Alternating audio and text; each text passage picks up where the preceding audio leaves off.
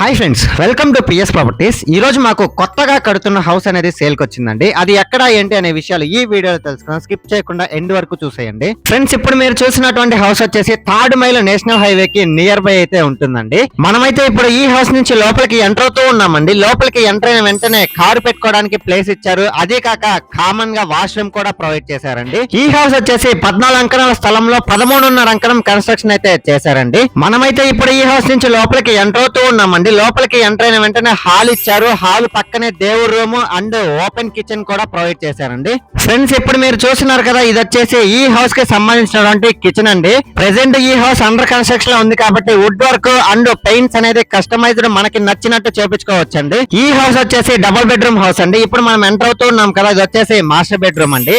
ఈ master bedroom కి కూడా విత్ అటాచ్డ్ వాష్రూమ్ అనేది ప్రొవైడ్ చేశారండి. ఈ హౌస్ అయితే ఈస్ట్ ఫేసింగ్ లో అయితే ఉంటుందండి. ఇప్పుడు మనం ఎంటర్ అవుతూ ఉన్నాం కదా, ఇది వచ్చేసి ఈ హౌస్ కి సంబంధించినటువంటి చిల్డ్రన్స్ బెడ్రూమ్ అండి. ఈ చిల్డ్రన్స్ బెడ్రూమ్ కి కూడా విత్ అటాచ్డ్ వాష్రూమ్ అనేది ప్రొవైడ్ చేశారండి.